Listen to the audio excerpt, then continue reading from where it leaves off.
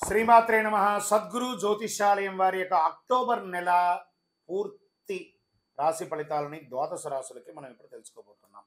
ఈ జ్యోతిశాస్త్రం అనేది పడుతున్న వర్షానికి ఒక గొడుగు మాత్రమే, కానీ జ్యోతిష్యం జీవితం కాదు. బాగా గుర్తుపెట్టుకోండి. మీరు మిమ్మల్ని నమ్మండి, మీ కులదైవాన్ని నమ్మండి, మీ ఇష్టదైవాన్ని నమ్మండి. మీరు చేస్తున్న వృత్తి వ్యాపారానికి న్యాయంగా ఉండండి. తప్పకుండా మీ రాశి ఫలితాలు అద్భుతంగా ఉంటుంది.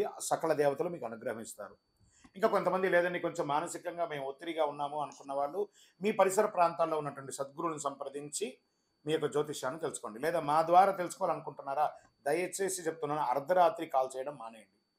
21 వయసు లోపు ఉన్న వాళ్ళు అడగకండి. 60 వయసు ఉన్న పెద్దవాళ్ళు దయచేసి, మీరు అందరూ 60 సంవత్సరాలు పొందినవారు కాబట్టి అసలు అడగకండి. ఇల్లీగల్ అఫైర్స్ వద్దు, ఆర్థికమైనటువంటి సమస్యలు వద్దు, విద్యార్థులు అసలు చేయకండి.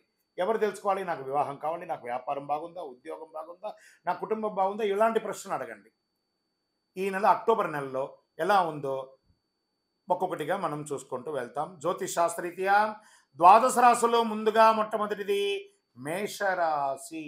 అశ్విని నక్షత్రం 1, 2, 3, 4 పాదాలు, భరణి నక్షత్రం 1, 2, 3, 4 పాదములు, కృతికా నక్షత్రం మొదటి పాదంలో జన్మించిన మేషరాశి మిత్రులారా, ఈ నెల మీకు శరన్నవరాత్రి, విజయదశమి శుభాకాంక్షలు మరియు దీపావళి శుభాకాంక్షలతో ఈ యొక్క కార్యక్రమంలో మనం ప్రియమైనటువంటి మేషరాశి మిత్రులారా, మీకు ఈ నెల మొత్తం కాస్త ఓపిక పట్టాలండి. మీరు కాస్త మిశ్రమంగా ఉందని చెప్పచ్చు. ఉద్యోగం, సహ ఉద్యోగులు మీ సలహా మేరకు నడుచుకుంటారు, కానీ మీరు ఇబ్బంది పడతారు.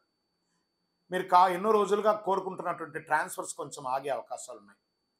మాసు ద్వితీయంలో సహకరిస్తారు. ఆశించిన పదవి, మీరు కోరుకున్న ట్రాన్స్ఫర్స్ వస్తాయి. జీతాలు పెరుగుదల కోసం మీరు పెట్టిన అర్జీ మొదటి అర్ధభాగంలో కాకపోవచ్చు, రెండో అర్ధభాగంలో అయ్యే అవకాశం ఉంది. ఉద్యోగం, కొంతమందికి విదేశాలకి వెళ్ళాలి అనుకున్న వారికి ఇది ఒక మంచి సమయం అనుకోవచ్చు. అక్టోబర్ 15 తర్వాత మీరు ప్రయత్నం చేస్తాం. ఆర్థికంగా ఈ నెల హెచ్చు తగ్గులు చాలా ఎక్కువ ఉంటాయి. అనుకోని ఆదాయం వచ్చి, వాస్తవానికి పండగలు వస్తున్నాయి కదా, ఖర్చే 100% ఒప్పుకుంటాను. కాస్త దాన్ని జాగ్రత్త పడండి. అనుకోని ఆదాయం వచ్చే అవకాశం కూడా ఉందండోయ్. మళ్ళీ అది కూడా ఉంది.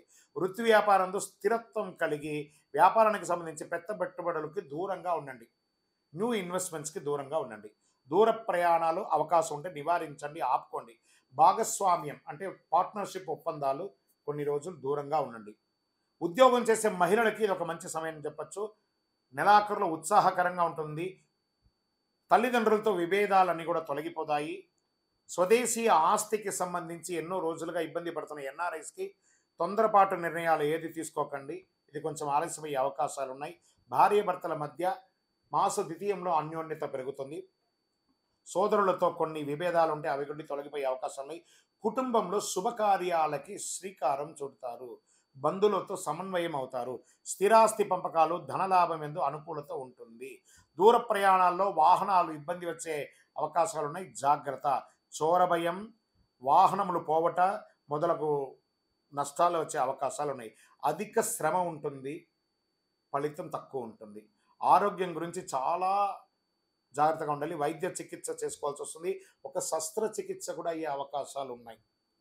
రక్త సంబంధిత సమస్యలు, అసమానతలు, గుండెలో మంట, ఇలాంటివి కూడా ఉంటుంది. విద్యార్థులు చాలా కష్టపడి చదవాల్సినటువంటి ఒక నెల. విదేశాలకు వెళ్ళేటప్పుడు మీ వస్తువులు చాలా జాగ్రత్తగా చూసుకోండి విద్యార్థులు.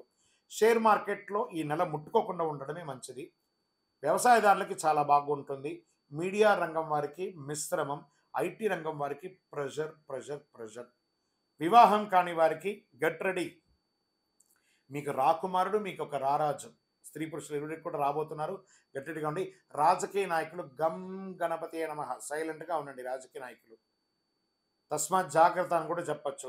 సరే, ఈ నెలంతా కూడాను అదృష్ట రోజులు ఏమైనా ఉన్నాయంటే 2, 4, 11, 14 ఈ నెలంతా కూడా అదృష్టంగా ఉంటుంది. మీ యొక్క లక్కీ నెంబర్ 5 అని చెప్పచ్చు. కలర్ వచ్చేసి ఊదా రంగు అని కూడా చెప్పచ్చు. ఈ నెల చంద్రాష్టమం అక్టోబర్ 6 సాయంత్రం నుండి 7, 8, 9 ఉదయం వరకు కూడా చంద్రాష్టమం ఉంటుంది. చాలా జాగ్రత్తగా ఉండండి.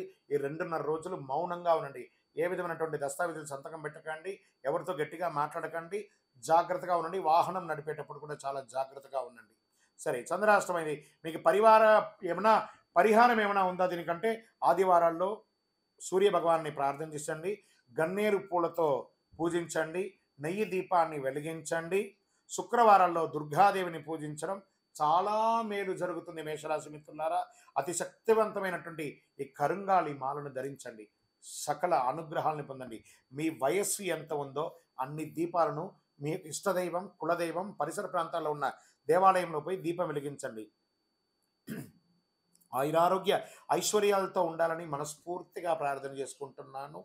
విజయోస్తు. మీ యొక్క పర్సనల్ జాతకం తెలుసుకోవాలనుకుంటే ఈ కింద కనబడుతున్నటువంటి నంబర్కి వాట్సాప్ ద్వారా మీ పేరు, date of birth, time of birth, place of birth పెట్టండి. నమస్కారం.